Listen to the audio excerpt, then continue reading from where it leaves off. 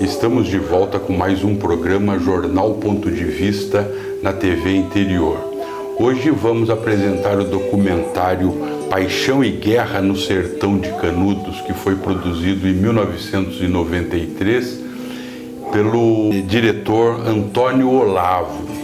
Esse documentário é assim, muito interessante porque ele retrata assim, a vida de Antônio Conselheiro e a batalha de Canudos na visão de pesquisadores, vários pesquisadores e principalmente depoimentos de pessoas que indiretamente viveram esse conflito porque são filhos, sobrinhos, assim, parentes de pessoas que conviveram com Antônio Conselheiro e que vivenciaram esse conflito.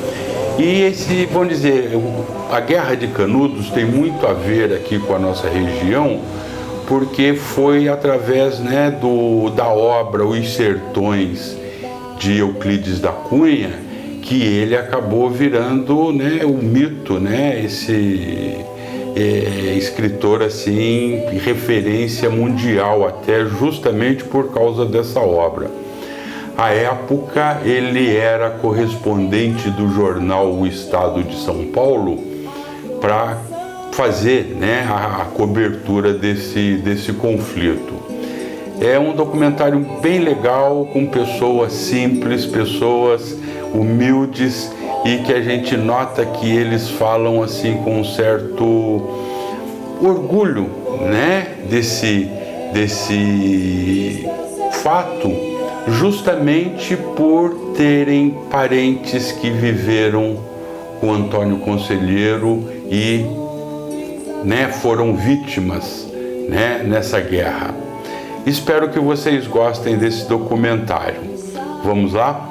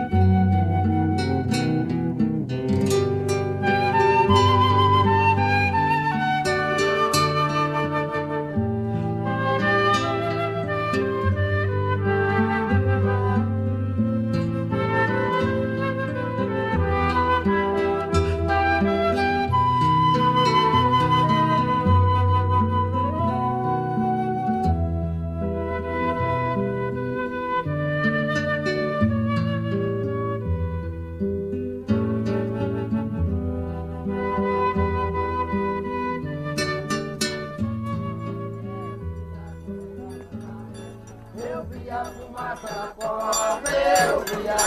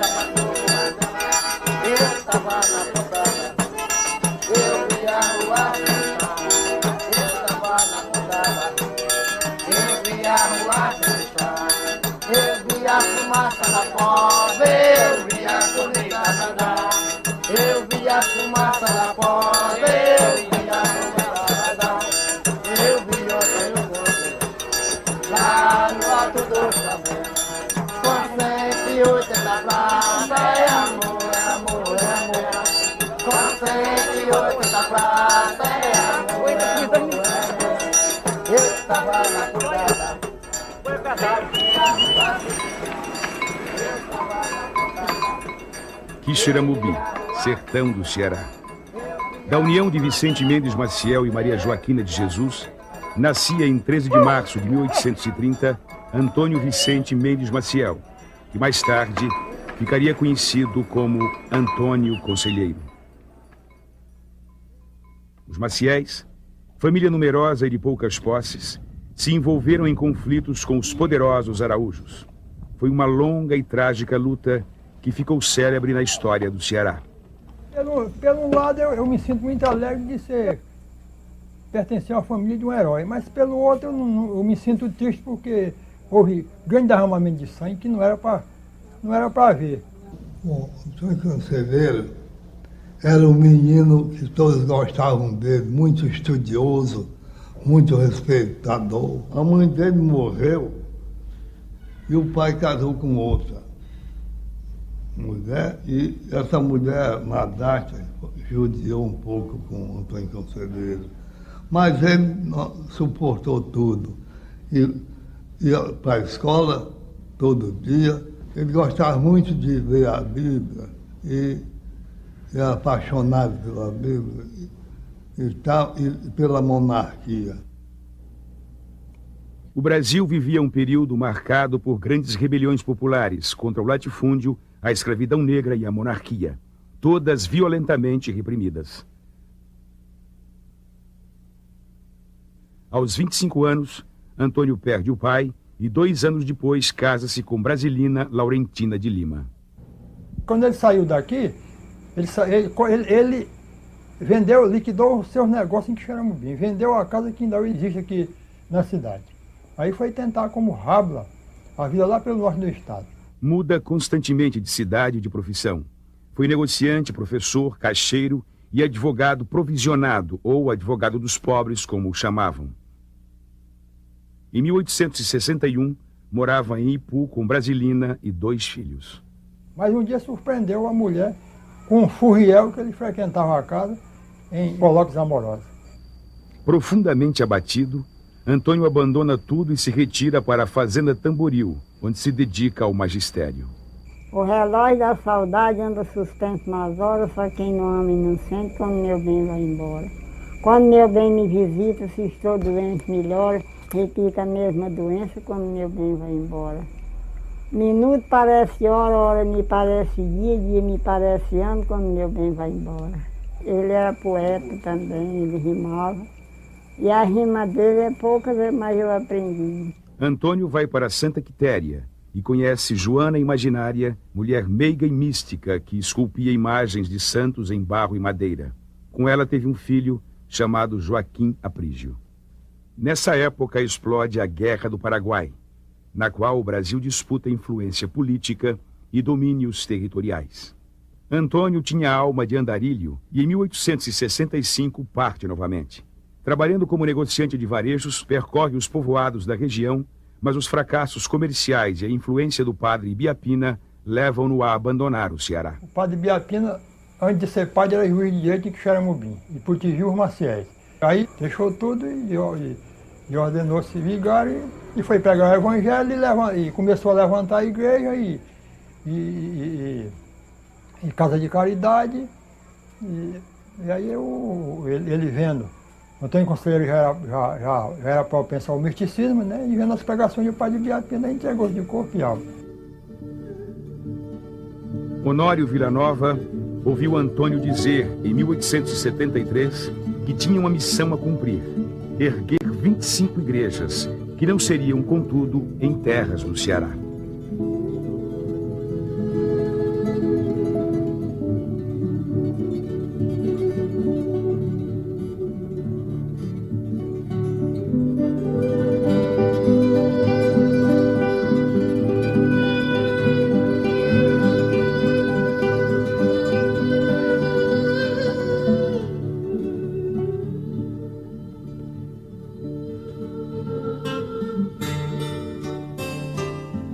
Andando pelo sertão,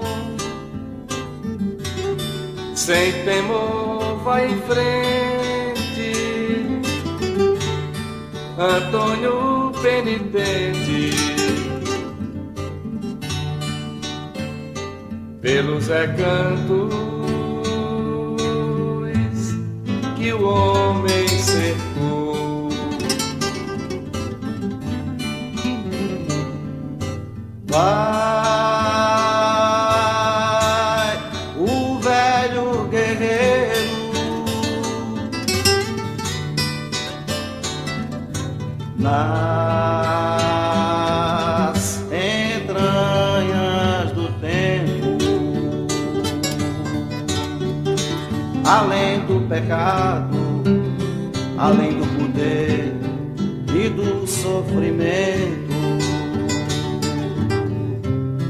além do pecado, além do poder e do sofrimento.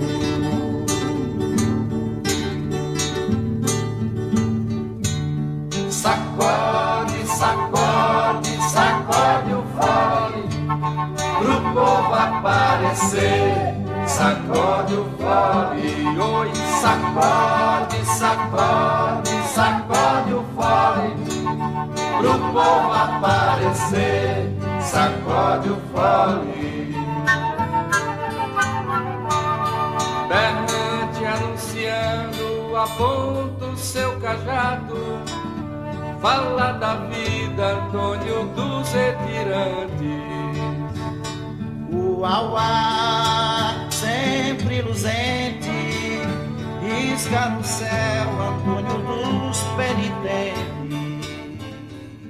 O Rabudo, que é um jornal de instância, foi quem trouxe a primeira notícia sobre o conselheiro que nós temos conhecimento, notícia publicada na imprensa, de novembro de 1874.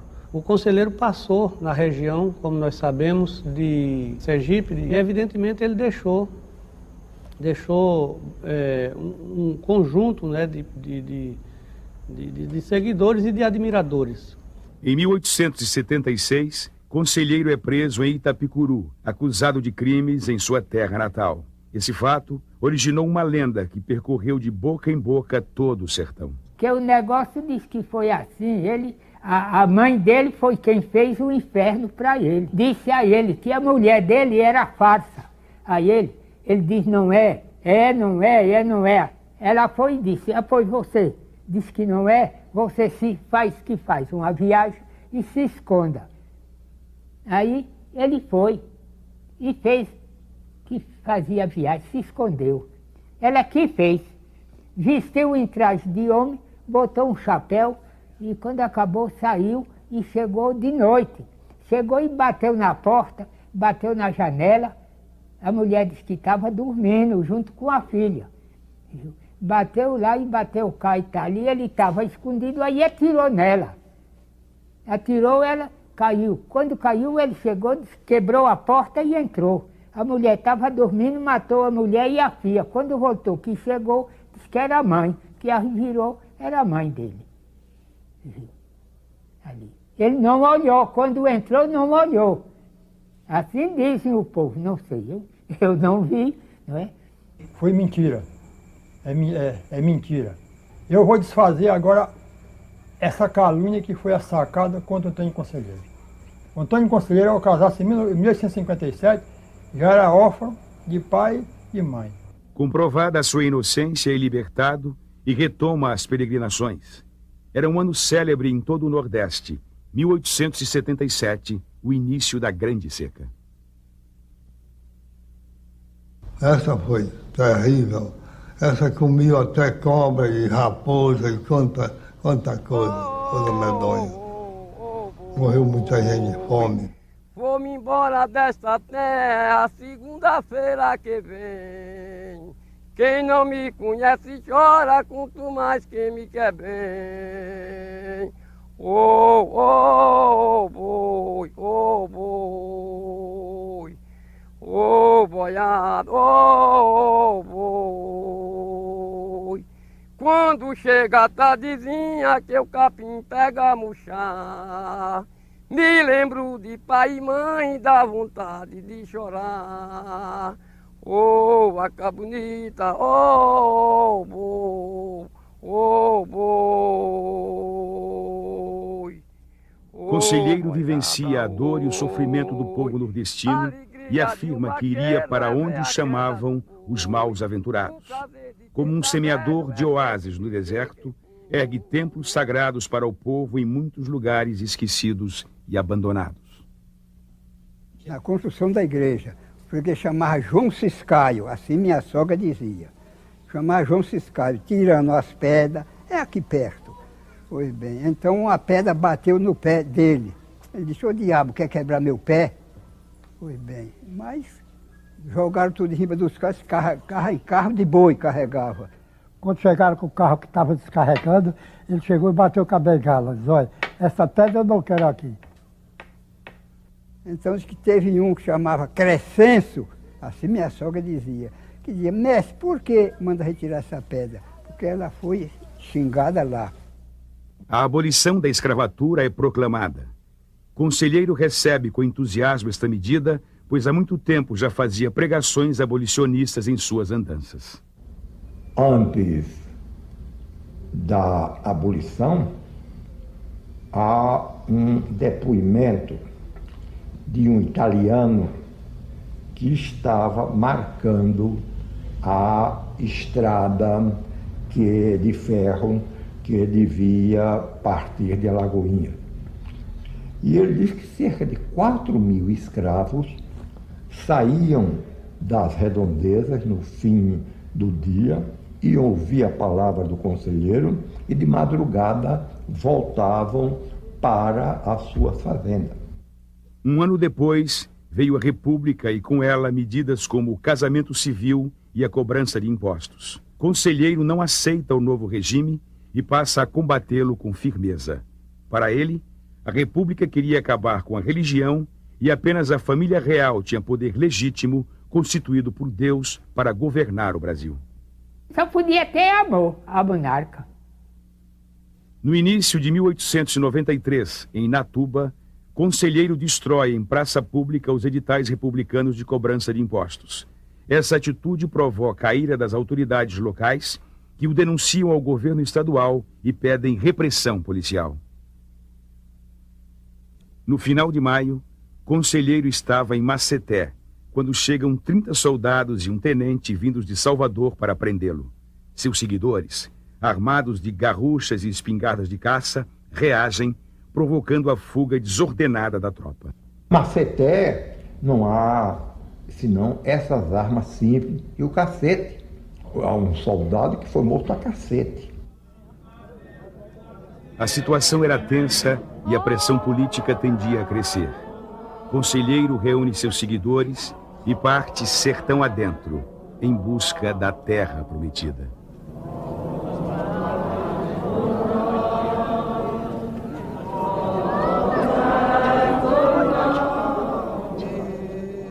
Aí apareceu pelo sertão um monte que passou a cativar, tão belo que ajuntou o povo irmão, patrão e opressor não tinha lá. Deixem-me viver, deixem-me falar. No coração da Bahia, em meio à vegetação da Caatinga, existia um velho e decadente povoado à beira do rio Vaza Barris. Este o lugar escolhido por Antônio Conselheiro, em junho de 1893, para construir sua morada. Foi naquele tempo o conselheiro passar aqui e queria que todo mundo acompanhasse, falando que lá tinha pão e leite, a água virava leite e as pedras viravam pão. Aí o povo naquele tempo era todo mundo, já sabe como é, né? Foi todo mundo interessado, pensava que ele era o quê? Deus ou sei lá, um santo.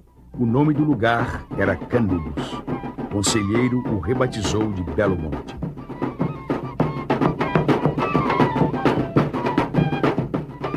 A inauguração da igreja foi uma grande festa, animada pelos fogos de Antônio Fogueteiro.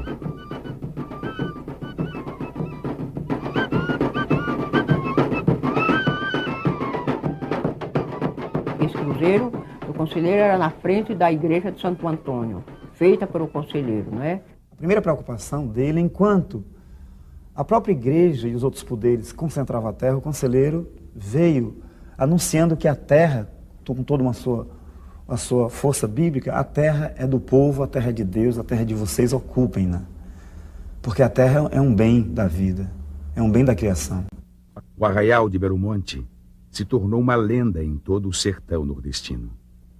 Então começou a fluir sertanejo, que deram o nome de jagunço. De toda parte começou, tanto do Ceará como da Paraíba, todo o Nordeste, e mais ainda da Bahia. E ficaram tudo apaixonados pela doutrina dele. A igreja logo se tornou pequena para a multidão que se reunia à noite. Aí o conselheiro começava a fazer o sermão, aconselhando o povo, que queria ter união, que Canudos não precisava nem de polícia, nem de delegado, nem de cobrador de imposto, essas coisas todas, não havia necessidade. Bebida de jeito nenhum, porque João Abade tomava todo cuidado. Ele ainda prendeu 2 que trouxe uma cachaça escondida. Prostituição não tem, porque o conselheiro pregava contra e o povo acreditava e não queria. Foi iniciada a construção da Igreja Nova. As doações para as obras vinham de vários pontos do estado. Aí quando via toda a madeira, que mandou os 16 homens pegar, que suspenderam, cadê? Não caminharam 10 metros, botaram no chão. Disse, não vai não, um peso horroroso. Vai, não vai, tornaram a pegar de novo, pôr abaixo. Aí ele disse, deixa aí, vamos ver como é que vai resolver. Principal é o principal. Aí foi bater lá onde ele estava, conselheiro. Tem negócio uns 2 quilômetros, mais ou menos, foi lá. Chegou lá e disse, bom Jesus, o Antônio, a principal peça para a igreja, não há quem possa com ela. Já botei 16 homens e não está no lugar. Aí ele disse, é muito longe? Ele disse, não, é perto. Vamos lá, vamos. Aí saiu o conselheiro. Quando chegou lá, ele olhou para a peça, me disse o Zé Vicente. Olhou para a peça, pegou o cajado, deu 3 pancadas na ponta da cumieira, no meio deu 3 e na outra ponta gritou, rapaziada, pega o pó e vambora. Aí, quando pegaram, foram. A Praça das Igrejas era o centro da comunidade. Era circundada por inúmeros becos estreitos e entrelaçados, compostos de casas de taipa que eram construídas de forma desordenada e em grandes mutirões. O Honório Villanova disse que havia um verde muito constante em Canudos na época do conselheiro, que havia às margens do Vale da Barris uma agricultura de subsistência que alimentava o povo da região.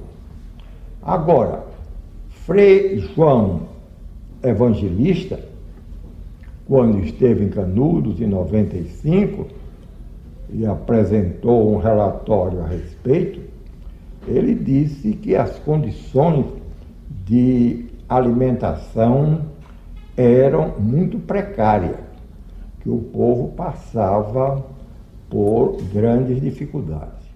Disse ainda Honório Villanova, grande era Canudos do meu tempo.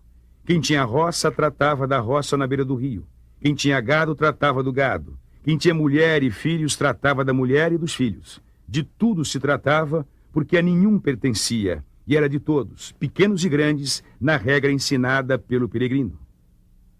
É uma sociedade solidária, fraterna, igualitária, em função da própria necessidade de criar os instrumentos e os elementos da subsistência de todos, né? Isso faz com que, efetivamente, Canudos seja uma grande experiência que a gente pode ousar chamar socialista.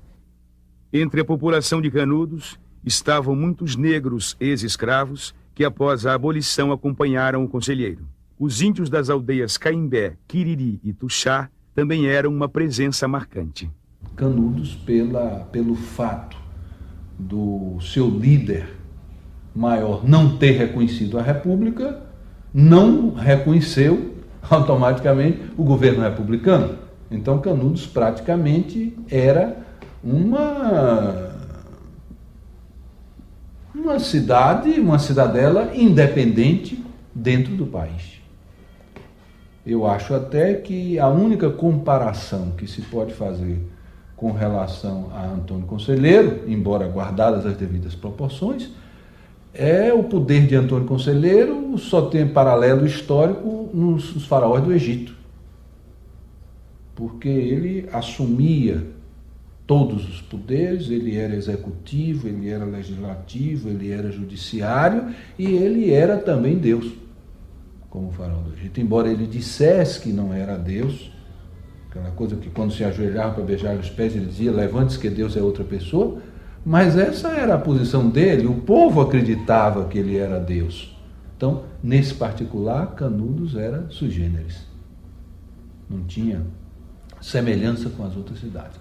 Mas no que respeita aos seus aspectos urbanos, no que respeita ao tipo de organização social, no que respeita à pobreza, às carências generalizadas, eu acho que Canudos não tinha muita diferença das outras cidades do sertão. Canudos, no meu entendimento, é a cidade dos despossuídos, dos desesperançados, né, dos marginalizados, pessoas que viviam sob o baraço e o cutelo dos grandes coronéis, dos grandes proprietários, senhores da verdade e senhores até da mentira, né, donos de tudo e de todos, que marcavam gado como marcavam gente. Então Canudos é essa alternativa, é essa perspectiva, é a oportunidade de pessoas que nunca tiveram a chance de dizer não ao latifúndio, dizer não ao coronel e participar de uma utopia ou da construção de uma utopia que facultava a eles essas formas de vida ou essa forma de convivência absolutamente nova no seu cotidiano. Eu acho que existiu uma sociedade igualitária, um socialismo utópico. Evidentemente que nunca existe uma sociedade igualitária quimicamente pura. Tem sempre requisitos das outras formas de produção. Então, se havia alguma coisa que destoasse desse sentido, era puramente secundária. Se a terra era comum, se a produção era distribuída por todos, evidentemente o que prevalecia era um sistema igualitário. Eu não acredito em sociedade igualitária. Por quê? Os comerciantes são muitos e todos eles referidos pelos sobreviventes, pelos jornais da época. Antônio da Mota, Antônio Villanova, o Antônio dos Pocinhos, o Marciano de Sergipe, o Macambira, entendeu? Eram homens de recursos e tinham como que uma importância aí. Há uma carta publicada que um diz assim: meu compadre, venha que eu tenho 3 casas para lhe vender. Então, não era igualitária esta sociedade, você tinha casa e negociava até com as casas. Esse fato de que houvessem propriedades privadas particulares, ou nas redondezas ou dentro de Canudos, não altera, no meu entendimento, a substância essencial do que foi Canudos, né? Se você tinha 1, 2 ou 3 proprietários, você tinha uma grande massa da população usando coletivamente a terra. Não é o privilégio que caracteriza a sociedade canudense, é a forma igualitária de vida da maior parte da população, né? A segunda cidade da Bahia, no século XIX, com 30 mil habitantes, tendo que alimentar todo mundo, ela tinha que buscar uma forma de distribuição de bens equitativa, justa, porque senão era impossível, senão era reproduzir a miséria da sociedade republicana, da sociedade conservadora brasileira, em muito maior intensidade. O limite que Canudos se estabeleceu foi exatamente em função da concepção moral, política, autoritária da igreja. Quer dizer, conselheiro é um homem efetivamente comprometido com a religião cristã, tá? Com uma igreja católica que é extremamente repressiva em seus aspectos. E isso não permitiu que se desenvolvesse plenamente o ambiente de liberdade, as concepções libertárias na vida e nas relações entre os homens, que, por exemplo, existia entre os índios, entre os negros, que foram, inclusive, agrupamentos fundamentais na formação de Canudos. No final de 1896, o padre Cícero enviou a Canudos o observador chamado Herculano. Conselheiro então lhe disse: haverão 4 fogos. Os 3 primeiros serão meus. O 4º eu entrego nas mãos do bom Jesus. É guerra que vai começar e haja fogo e haja guerra e haja guerra no mar. Hoje a fogo e haja guerra e haja guerra no mar.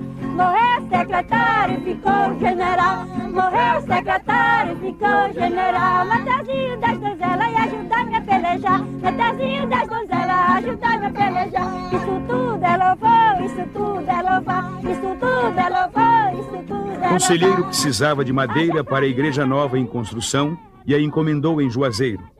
O pagamento foi antecipado, mas no prazo estabelecido, a madeira não foi entregue. Espalhou-se o boato de que Juazeiro seria invadida pelos conselheiristas. O juiz local tinha antigas divergências com o conselheiro e resolveu estimular o pânico na cidade. Grande parte dos moradores decidiu atravessar o Rio São Francisco, refugiando-se em Petrolina. Criado o clima propício, o juiz solicitou tropas policiais e foi atendido pelo governador Luiz Viana. De Salvador partiu a primeira expedição, composta de 119 homens comandados pelo tenente Pires Ferreira. Chegam a Juazeiro em 7 de novembro de 1896 e decidem então ir em direção a Canudos. O encontro deu-se no povoado de Uauá, no amanhecer de 21 de novembro. Os conselheiristas chegaram entoando cânticos, tendo à frente a bandeira do divino e uma grande cruz de madeira. Chegaram em procissão, vinham como quem vinha para a reza ou para a guerra. Foram recebidos à bala pelos sentinelas semi-adormecidos e surpresos. Era a guerra. O conflito generalizou-se rapidamente. Violento, numa desproporção muito grande entre as partes, porque uns eram armados com armas próprias de guerra e os outros vinham com armas de caçar passarinho, cacete, de ferrão de furar boi. Passadas várias horas, os conselheiristas comandados por João Abade resolveram se retirar, deixando para trás dezenas de companheiros mortos e um quadro desolador. Quando a polícia se sentiu batida, indignou-se com as principais pessoas da terra, inclusive os que o hospedaram, os chefes locais. Pires Ferreira, não contendo a indignação, ele baixou fogo no Uauá. O Uauá foi queimado por eles. A expedição não tinha mais forças nem coragem para atacar Canudos. Naquela mesma tarde, retornaram para Juazeiro com o saldo de 8 mortos e 17 feridos. Que tinha se dado esse fogo no Uauá, pois bom, com 3 dias o conselheiro mandou tirar aí uma gota de homem quando acabar e enterrar os mortos. Aí, 20 homens foram. Quando chegaram lá, moda Fiditina, não puderam enterrar, voltaram para trás. Quando chegaram, disse o conselheiro, não podemos enterrar os homens por causa da Fiditina, que não dá jeito. Aí meu pai Pedrão falou, se eles não foram enterrados porque lá não foi um homem. Se tem ido um homem, eles tinham enterrado. Foi bom. Aí o conselheiro diz, e você vai e enterra? Diz, vou e enterro. Diz, apois tiro 20 homens aí, vá. Ele foi, quando chegou lá, era a perna para um lado, cabeça para outro, era um rubo demais. Não puderam encostar com a Fidentina, mas ele rompeu e entrou. Foi bom. Aí ele mandou cavar 2 buracos, cavaram. Num, ele cansou de me dizer, num eu botei 75 e no outro botei 60. Em Canudos correu o boato de que Antônio da Mota, compadre e amigo de Conselheiro, tinha avisado a tropa. Foi o suficiente para ter sua casa invadida e ser morto, juntamente com todos os filhos homens. Eu acho que após aquele massacre, aquele banho de sangue, que foi o trucidamento da família Mota, se esperaria de um homem como Antônio Conselheiro uma ação muito mais enérgica. E o que você vê é uma ação omissa. Você vê a omissão, o silêncio, né, o acomodamento das coisas. A derrota da expedição surpreendeu o governo, e no sertão crescia ainda mais o prestígio de Antônio Conselheiro e o afluxo de pessoas para Canudos. Nas semanas seguintes, organizou-se a segunda expedição, muito mais poderosa que a anterior, com canhões, metralhadoras e mais de 600 homens sob o comando do Major Febrônio de Brito. Embalados pela confiança numa rápida vitória, partiram de Monte Santo em 12 de janeiro de 1897.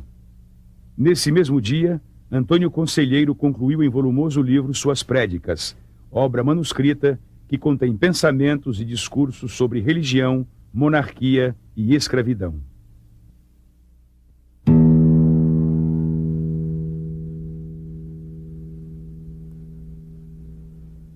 No amanhecer do dia 18, a expedição atravessava a Serra do Cambaio quando um forte tiroteio, vindo de todos os lados, anunciou a emboscada. Houve um grande corre-corre em meio à fuzilaria. O pleno conhecimento do terreno proporcionava aos sertanejos uma melhor posição de tiro, causando muitas baixas entre os soldados. A luta durou mais de 5 horas, quando finalmente a força militar prevaleceu e avançou, deixando muitas perdas entre os conselheiristas. No fim da tarde, a expedição acampou à beira da Lagoa do Cipó. Na manhã seguinte, houve um novo ataque, desta vez mais compacto e direto. Sem o abrigo das serras e rochedos, lutavam corpo a corpo, no terrível confronto dos punhais. No final do combate, inúmeros corpos restavam estendidos no chão, a maioria de conselheiristas. A lagoa tinha mudado de cor e de nome. Desde então passou a se chamar Lagoa do Sangue. Há um médico que participou da segunda expedição, o doutor Edgar Henrique Albertazzi, deixou umas memórias sobre a expedição Febrônio de Brito e disse que encontrou muitos cadáveres tendo ao lado um arco e uma flecha. Quer dizer, que eram indígenas que estavam combatendo. A tropa contou 10 mortos e 70 feridos. Estavam arrasados e resolveram bater em retirada. Na volta, os soldados, maltrapilhos, com fome e arrastando consigo os feridos e os canhões, percorreram parte do caminho fustigados pelas emboscadas ardilosas organizadas por Pajeú. Escapa, soldado. Quem quiser ficar aqui, quem quiser morrer, voa. Há de nascer 2 vezes, quem chegar essa gangoa. A derrota contundente intranquilizou o governo e toda a elite nacional. Canudos passa a ser visto como um reduto monarquista e a opinião pública era levada a crer no lema "A República em Perigo". Mas que depressa buscou-se organizar outra expedição. Machado de Assis é das poucas vozes contrárias e escreve no Gazeta de Notícias: protesto contra a perseguição que se está fazendo à gente de Antônio Conselheiro. Sob grande ovação popular, partiu de Salvador no início de fevereiro a terceira expedição. Depois de 2 grandes fracassos militares, seguia com a responsabilidade de lavar a honra do exército. Levava 1.500 homens, 15 milhões de cartuchos e 6 canhões Krupp. No comando, o terrível coronel Moreira César, apelidado de Corta-Cabeças. Ao chegar a Queimadas, Moreira César telegrafou ao governador Luiz Viana dizendo: "Só temo que o fanático Antônio Conselheiro não nos espere." A confiança na vitória era total.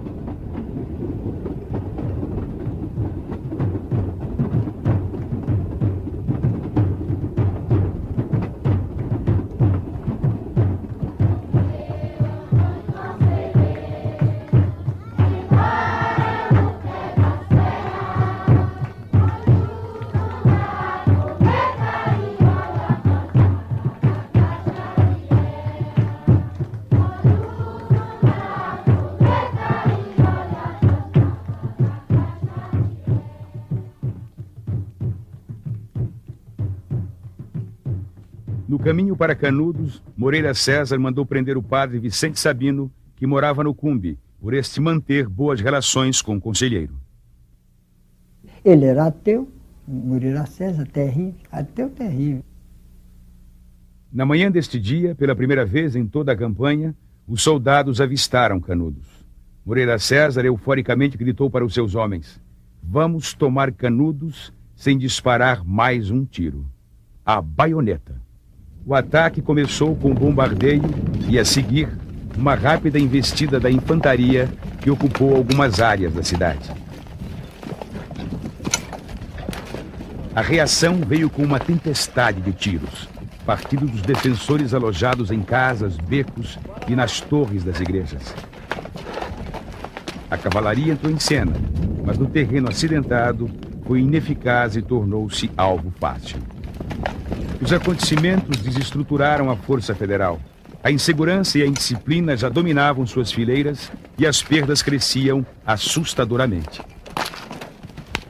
Os conselheiristas também acusavam muitas baixas, mas tinham um melhor posicionamento tático, ocupando todos os espaços com rápidas substituições dos que caíam. O combate se arrastava dramaticamente há algumas horas, quando Moreira César, insatisfeito com seus comandados, irrompe na linha de frente.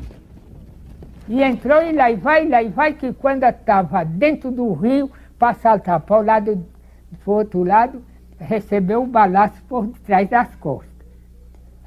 Quem atirou nele disse que só podia ter sido a força. Ele disse que tinha um pacacete de aço, que batia a bala, caía no chão. Mas recebeu o balaço. Aqui diz que foi dizendo: "Tamarim, toma conta do comando que estou baleado." E aqui deu no reda do cavalo para trás e os jagunços aí criaram arma nova e ferreram o tempo. Deu-se o recuo para o abrigo do Alto do Mário. O coronel Tamarindo, muito abatido, nada fez. O sol começava a se pôr.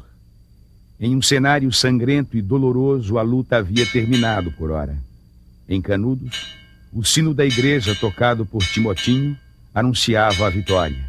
Estava derrotada a célebre expedição. A nossa batalha é uma beleza, é uma beleza. Avistei de longe, é uma fortaleza, é uma fortaleza. A noite veio cobrir o desespero e o medo de centenas de soldados encurralados no morro. Durante a madrugada, os oficiais reunidos tomaram uma decisão histórica: bater em retirada. Moreira César é comunicado, não concorda e registra por escrito o seu protesto. No amanhecer do dia começou a viagem de volta. Era como um pesadelo e ainda não havia terminado. Mas uma vez surge Pajeú, liderando seus companheiros em emboscadas que aterrorizavam os soldados. Era o que faltava para o pânico tomar conta da tropa, que numa fuga desabalada abandonava feridos e armamentos. Itamarim correu, e daí vai, e eles saíram, mata aqui, mata acolá.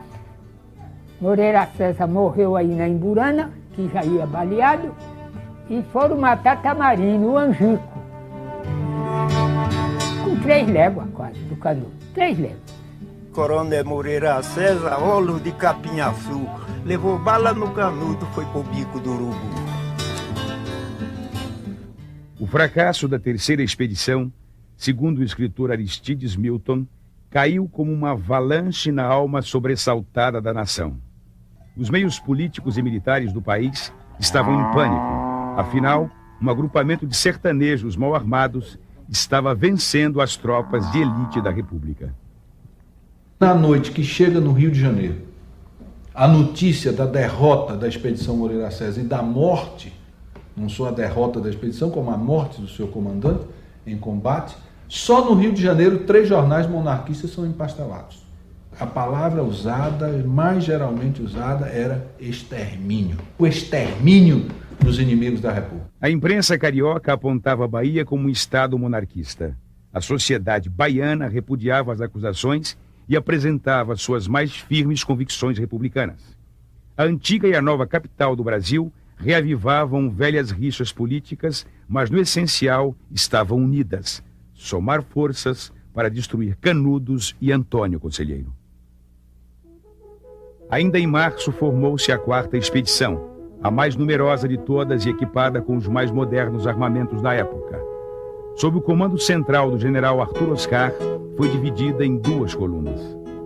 A primeira, com o general Silva Barbosa, parte de Monte Santo em 14 de junho. Eram mais de 4.000 soldados e destacava-se na sua artilharia o canhão Whitworth, o célebre 32. Na retaguarda, protegendo 750 mil quilos de mantimentos e munições, seguia o 5º Corpo de Polícia da Bahia, destacamento formado por 400 jagunços contratados no interior do estado.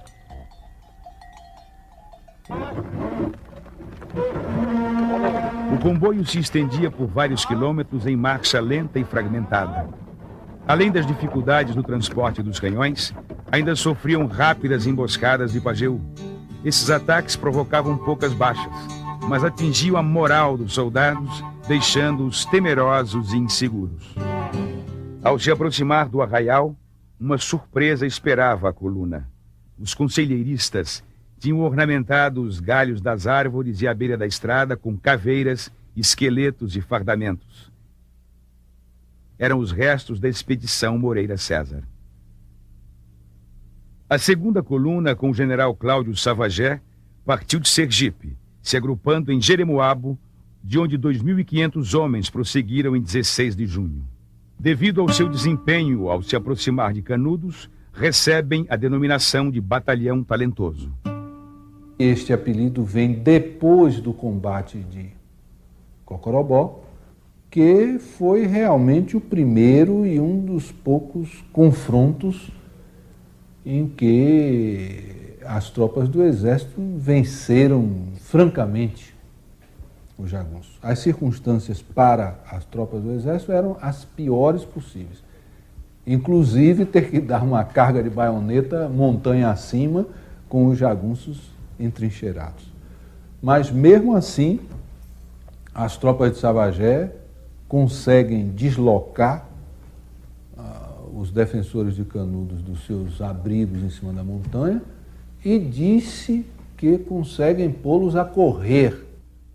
No outro lado, comandando seus guerreiros invisíveis, Pajeú envolveu e conduziu com maestria toda a 1ª coluna para o alto da favela, terreno previamente preparado com fossas e trincheiras que permitiam uma posição privilegiada de ataque. Quando Arthur Oscar percebeu a artimanha, era tarde demais. Já estava encurralado. Pajeú é Sussuarana, nas serras do Bedengol. Macambira é lua cheia, nas noites do Cocorobó. Conselheira, semente da vida, brotando florida nos raios de sol. Trabuco, Caratacá, Macedé e Xorroxó. Trabuco, Caratacá. O dia 28 de junho foi dramático para a 1ª coluna. O tiroteio era forte e incessante, e as reservas de abastecimentos que vinham na retaguarda tinham sofrido ataques e estavam cercados. Começava a faltar munição e comida, e as baixas aumentavam rapidamente, inclusive no comando. O conselho mandou cercar a divisão,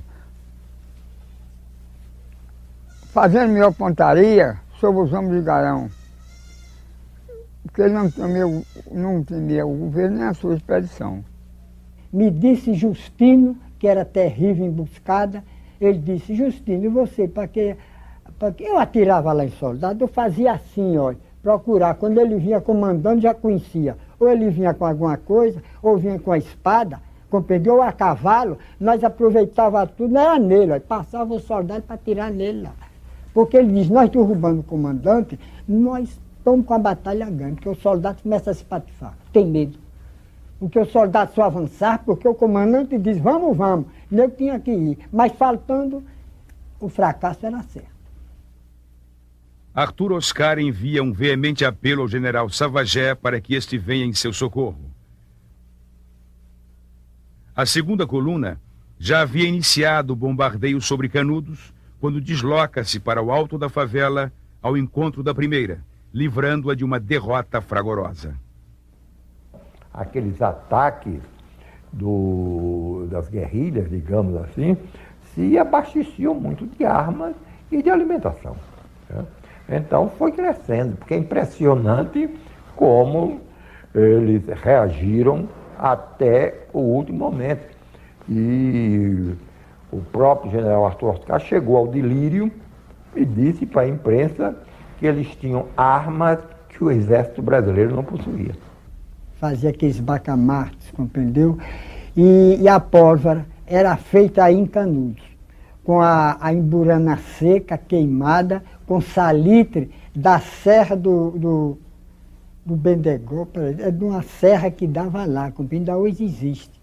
Lá veio um homem que chamava Galdino, que era feitor de pólvora, compreendeu? Então ele é quem preparava, esse Galdino, me disse Serafim. Em 14 de julho, com uma salva de 21 tiros de artilharia, o Comando Militar da agora unificada expedição comemora o aniversário da Revolução Francesa. Liberdade, fraternidade e igualdade. Marcou-se para 18 de julho o grande assalto. Todas as forças foram acionadas e um pesado bombardeio iniciou o ataque. Mas a resistência canudense era grande e a luta prosseguiu durante horas. A muito custo, os soldados conseguiram transpor o rio e dominar um pequeno trecho de casas. Era impossível avançar mais. Para alívio geral, o dia chegou ao fim. O grande assalto fracassara. O exército acusava 950 baixas e do lado canudense, certamente, o número era também bastante elevado. Restavam algumas horas da noite para confortar na penumbra a dor dos feridos e aquecer com a terra sertaneja a frieza dos mortos insepultos. Eu ainda vi muito cadáver seco ali naquelas barrocas. Cada corpão aí estirado e morto. Seco, seco. Arthur Oscar pede urgente reforço ao governo federal. Afirma já ter mais de 1.700 baixas e que nem em 5 anos de guerra do Paraguai viu coisa parecida. A opinião pública estava histérica. 8 dos principais jornais do país enviaram correspondentes ao palco da luta. E as notícias não conseguiam explicar tanta dificuldade e demora de um exército bem equipado, formado por tropas de 17 estados brasileiros, em destruir um reduto sertanejo. Os habitantes de Canudos se defenderam de uma agressão e se defenderam até as últimas consequências, porque eles estavam lutando por uma causa que era bem próxima, enquanto os soldados vinham lutar em nome da República, cuja República nem todos estavam, digamos assim, imbuídos desse sentido do ideal da República. No acampamento militar, as condições de higiene e saúde eram péssimas e um surto de varíola começava a se alastrar. De Salvador, segue apressadamente um grupo voluntário de estudantes de medicina. Neste ambiente, cresciam a indisciplina e as deserções. Há uma declaração, eu creio que é do Dantas Barreto, que duvidava da fidelidade das tropas de Sergipe e da Bahia, que tendiam a passar para o lado de Canudos. Em Canudos, a situação também era muito grave. Diariamente, a cidade sofria um bombardeio incessante, mas impressionava a tropa a postura em combate dos sertanejos. Nunca tocavam em dinheiro o objeto de valor dos soldados mortos e jamais abandonavam na frente de luta seus companheiros feridos que eram tratados pelo médico do arraial. Ele curava o Mané Quadrado. Ele era um caboclo do Rudelo. Ele veio para Canudos. O serviço dele era esse, curando. aqueles baleados, tudo ele fazia o serviço. Banhava, tirava o ente-casco. Me disse Serafim, que assistiu muito isso, ele conhecido o caboclo. Tirava o ente-casco da emburana de cheiro, cozinhava aquela água, tirava agora uma madeira que tem lá, chama do brabo, compreendeu? Tirava aquelas lascas e assava aqui até torrar. Quando torrava, pisava e lavava com a água da umburana de cheiro e botava aquele pozinho fino da folha do umbu brabo. E com aquilo não dava o teto nem nada, a pessoa vinha sarar. Em 10 de agosto parte o reforço da famosa Brigada Girard, formada por 1.100 homens que ao longo do caminho foi se reduzindo drasticamente. A proximidade do cenário da guerra provocava uma crescente onda de pedidos de baixa. A até então intrépida brigada chegou ao alto da favela com 800 homens amedrontados e o apelido nada lisonjeiro de Mimosa. As táticas usadas pelos conselheiristas era aquilo que a gente hoje chama guerra de guerrilhas, né? Inicialmente, pelo menos, eles caçavam homens, como se caça animais. E como todo homem do sertão, ainda hoje, caça para garantir sua sobrevivência. Toda essa capacidade de caçar animais foi transferida para a caça aos soldados. Quando o soldado fumava, ele pô, papai deitadinho no chão. Quando eu dava, agora a minha mãe disse, a força quando estava o tiro sai de uma vez. Agora os aguentos não tinha regra de briga, não é? Menino vem, caboclo índio, vamos logo guerrear. Menino vem, índio galego, vamos todos guerrear.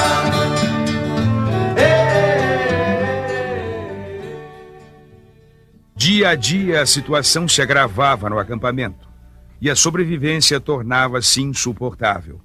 Um oficial escreveu em seu diário: a fome tortura, o calor queima, a sede abrasa, a poeira sufoca e os olhos esbugalhados fitam o vácuo. Alarmado com a possibilidade de mais uma derrota, o governo envia o próprio ministro da Guerra, Marechal Carlos Machado Bittencourt, que em 7 de setembro se estabelece em Monte Santo e toma providências enérgicas, conseguindo regularizar o abastecimento das tropas em combate. Com o ministro segue o reforço de 3.000 soldados.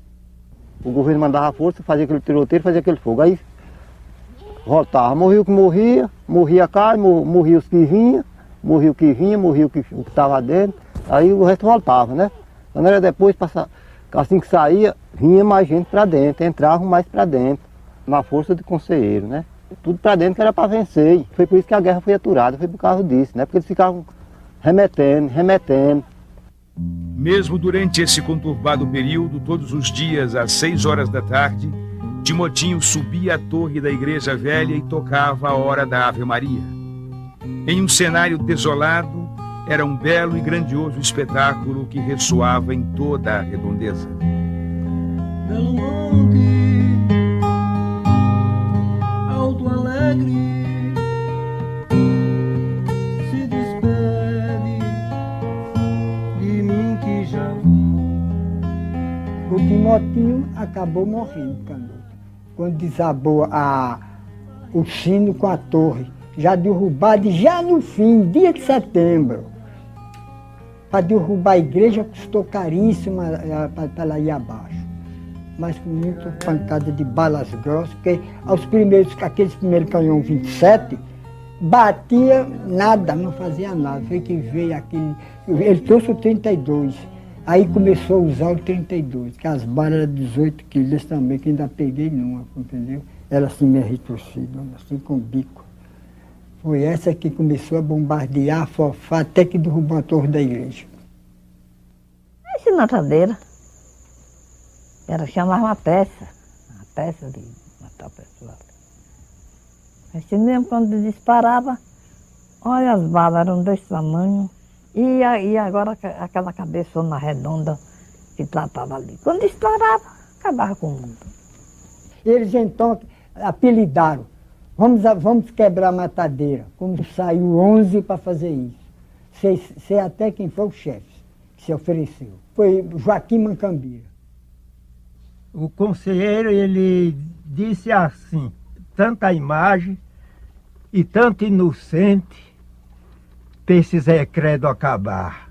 Aí meu pai disse, e você sabe que o conselheiro vai-se embora ou vai morrer? Anoiteceu, não amanheceu, não teve quem ouvisse mais. Não sabem para que mundo deu, nem se morreu.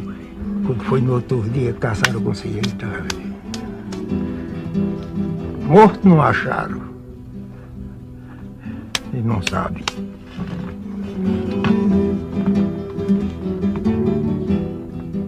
Assim contava ele. Entre os frisos vermelhos da tarde, eu canto a aurora. Nas colunas de mato e rebanho, eu canto a aurora. Conheci um velho por nome Santinho, ele me contou que era guarda do conselheiro. Estava de guarda do conselheiro, o conselheiro morreu, rolou 3 dias, que disse que ele ressuscitava, rolou 3 dias. Quando sepultaram, já não aguentavam mais, já ele estava fedendo. Aí agora cavaram, disse que lá no santuário, ferraram com as esteiras, botaram ele e botaram, disse que as imagens que ele tinha, botaram tudo e enterraram. Ele não morreu de bala. Morreu, quer dizer que adoeceu e morreu. E esta morte é a margem sonora, eu canto a aurora. O conselheiro morreu dentro da igreja. Quando eles estavam aqui nos bombardeios medonhos, me disse o Barbino que era a guarda da igreja. Nesse vai e vem, veio uma bala certa, rapaz, pegou no canto da igreja, atravessou, explodiu, perto do altar onde ele estava. Veio um pedaço desse tilhaço de granada, cortou, não entrou. Se esse entrar, ele tinha morrido na hora. Cortou assim de travessa, compreendeu? Abriu na túnica dele e cortou. Aí agora entrou em tratamento. Quem veio tratar foi Manuel Francisco, foi quem ficou com ele, Manuel Francisco e Nicolau, e Manuel Quadro. Chamaram o Manuel Quadro no jeito, o Manuel Quadro chegou, tiraram a batina, olhou o talho que deu o estilhaço, compreendeu? Ali fez o tratamento, mas não passou. Dentro de 4 dias começou a apresentar febre, não teve jeito. Um estrago não teve conselheiro. Morreu disso. Morreu no dia 22 de setembro de 96. Já no final da guerra.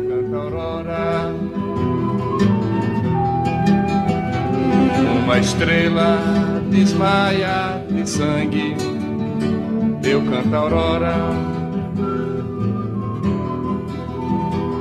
E este tempo é um marco de prata. O comando original de resistência canudense estava esfacelado. Estavam mortos Pajeú, João Abade, Macambira, José Venâncio e Norberto. O cerco militar apertava. Restava a estrada de Várzea da Ema como último canal de contato externo. Antônio Villanova, Pedrão, Manuel Ciríaco e Tizé se retiram logo após a morte de Conselheiro. Marciano de Sergipe ficou e disse: se o conselheiro morreu, eu também quero morrer.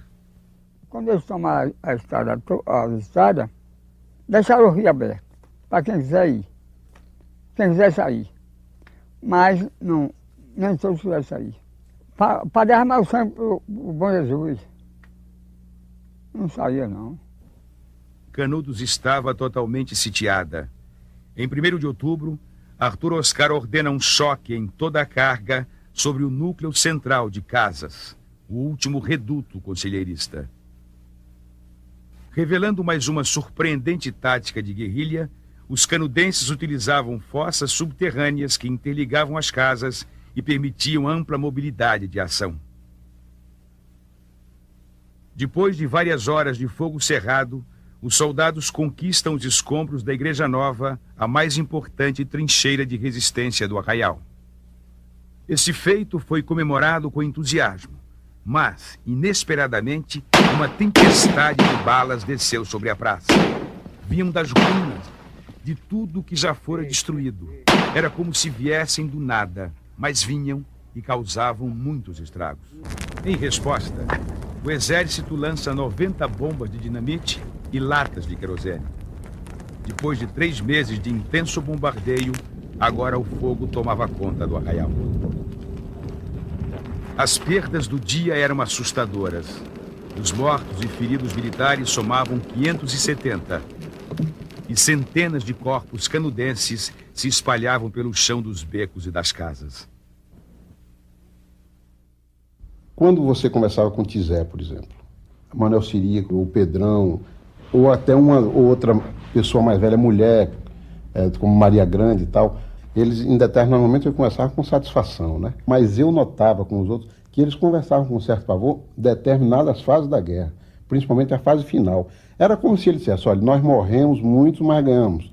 Depois nós morremos muitos, mas ganhamos. Finalmente, nós morremos quase todos e perdemos. Aí ele realmente retratava o sofrimento deles, o fato de perder o líder, a decepção, e como se dissesse assim, o mundo se acabou mesmo. No dia 2 de outubro, surge por entre as ruínas um homem com uma bandeira de paz. Era Antônio Beatinho.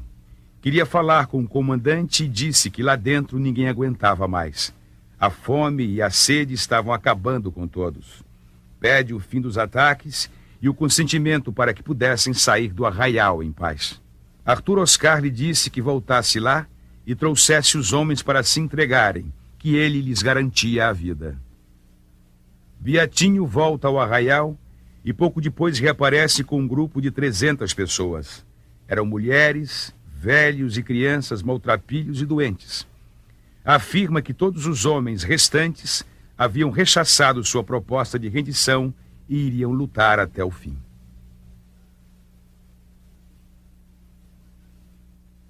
O ataque prosseguiu com o fogo se alastrando vorazmente. Por cada beco, palmo a palmo, milhares de soldados avançavam sobre um cenário de fim de mundo. Era a tragédia e o horror sobre uma legião de corpos carbonizados em meio às cinzas dos 5.200 casebres. A preocupação dos generais, segundo Aristides Milton, era não deixar pedra sobre pedra, pois queriam que ali se plantasse a solidão e a morte.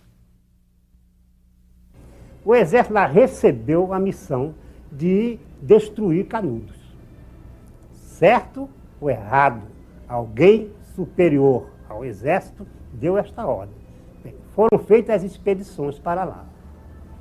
Canudos foi construída, dentro do nosso país. Era uma secessão. E essa secessão tinha que ser debelada. Isto aí, na minha concepção, não há dúvida. É um separatismo, houve um separatismo. Ele criou um reino do Belo Monte dentro do país. Bem, agora, a maneira assodada que chegaram lá as expedições, aí já é outro problema. Era preciso que a República, que o positivismo, que a ciência militar se afirmasse de tal forma que nunca mais fosse questionada. Repare que não só Canudos é destruída, é derrotada, é mais do que derrotada, ela é destruída, ela é queimada, ela é bombardeada, ela é salgada e alagada. Nos últimos dias da guerra, aplicou-se largamente nos prisioneiros a gravata vermelha, como era chamada a degola, atingindo até mesmo Antônio Beatinho, que recebera pessoalmente do general a garantia de vida. A degola que foi assim, que metia o dedo nas ventas do freguês assim, quebrava assim para trás, passava o arfanjo, cabeça caía ali, o corpo ficava se batendo. A cabeça parece que simboliza, não é? Onde estão as ideias, onde está o projeto de uma sociedade diferente. Havia que cortar essa cabeça para que o projeto mesmo acabasse. O que houve no degolamento foi no final, quando os jagunços foram capturados, alguns dos jagunços foram capturados. Mas não houve assim uma prática generalizada dessa crueldade do degolamento, né? E os chefes mesmo, não há notícia que tenha havido chefes que tenham ordenado essa prática. O crime da degola, perpetrado em Canudos pelo Exército Brasileiro, é um crime inominável, imperdoável e que não deve ser esquecido, né? E não se venha dizer que esse crime se deu à revelia da vontade das altas patentes que estavam em Canudos, né? Porque não se degolou nenhum, nem dois, nem este ou aquele prisioneiro. Se degolaram centenas de prisioneiros com a conivência, com a onisciência e com a omissão das altas patentes dos oficiais que estavam em Canudos. Um foi preso, Arthur Oscar perguntou a ele: você quer ter sua liberdade? Na presença de Euclides da Cunha. Você quer ter sua liberdade? Ele disse: eu me deu, aceito. Depois diga: viva a liberdade e morra o conselheiro. Ele diz: viva, morra a República e viva o conselheiro. Ele disse: para isso não tem jeito, siga para degola. Aí, a resposta foi duas duras assim. Diga: viva a República, que eu lhe dou a liberdade. Ele disse: viva Bom Jesus Conselheiro, e não a República. A resistência se manteve até o último homem na última trincheira de luta.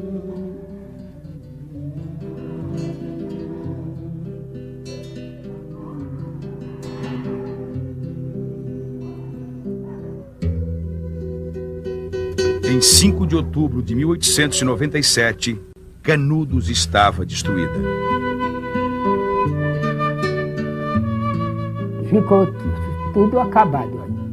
É tudo acabado. Quer dizer que aí nada, não estou dizendo, aí não ficou, só tinha. Eu ainda me lembro que tinha aí os cacos velhos de casa, e o cachorro. O cachorro disse que ficou aí, que era uma coisa horrível. O pessoal não podia nem andar. A missa foi muita, que era muita gente. O senhor calcule, que morreu foi toda a gente. Foi toda a gente. O corpo de Antônio Conselheiro foi localizado em 6 de outubro no santuário da igreja. Depois de exumado, foi degolado e a sua cabeça levada para Salvador. Mesmo depois da guerra, os sobreviventes, crianças, adolescentes, são vendidos para a prostituição. Porque é preciso que se destrua aquele referencial, aquela utopia, aquele referencial de terra livre para sempre.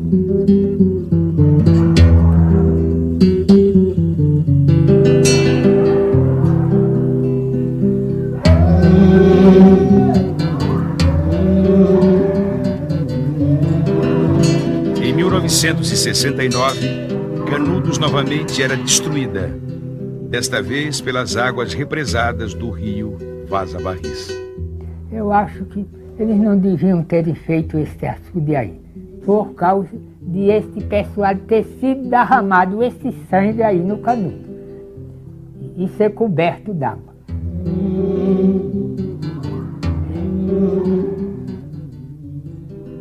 E o senhor sabe, água, derramar sangue assim, sei não.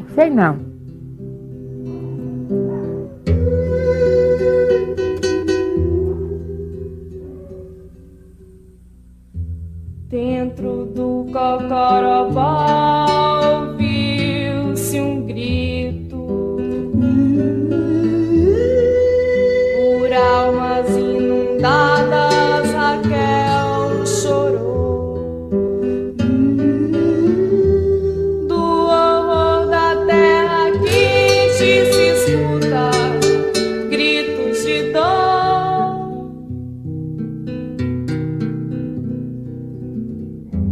das batalhas e massacres, milhões de mortos, da espora da opressão, a triste sorte. Geme o povo dos sertões, solta gritos, gritos de dor.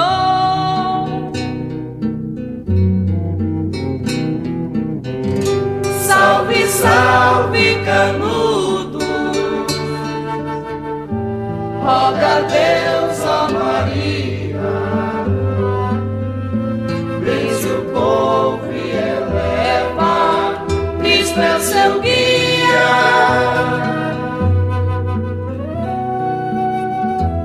Do navio e da aldeia nos misturamos, índios, negros e roceiros, a marca herdamos. Do deserto das três raças, Deus chama a promissão.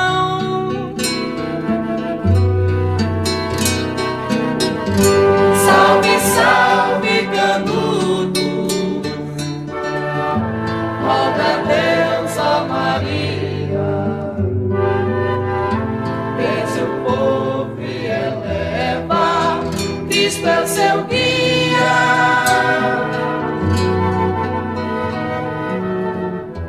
De beatos e missões a fé colhemos,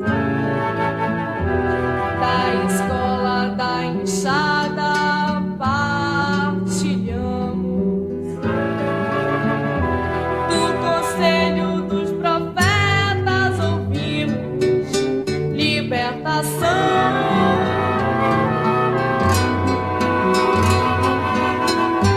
Salve, salve, Canudo, roga a Deus, ó Maria, vence o povo e eleva, Cristo é seu guia. Salve, salve, Canudo,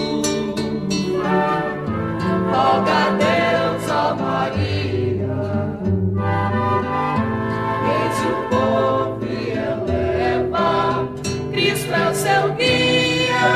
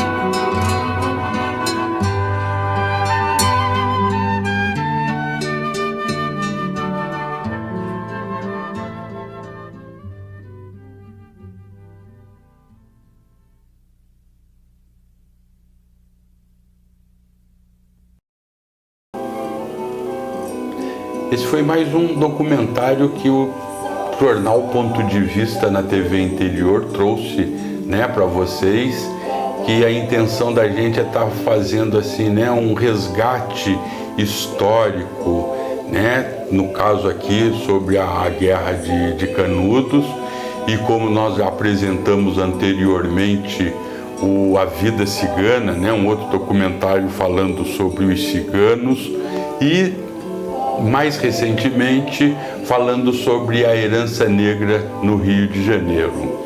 Se vocês quiserem assistir novamente esses documentários, vocês podem acessar no YouTube o canal Ponto de Vista na TV. Vocês terão lá, né, todos esses documentários disponíveis, como também outras entrevistas que nós fizemos. Espero que vocês tenham gostado e até a semana que vem com mais um documentário ou quem sabe até uma entrevista. Até mais. Quando eu vivi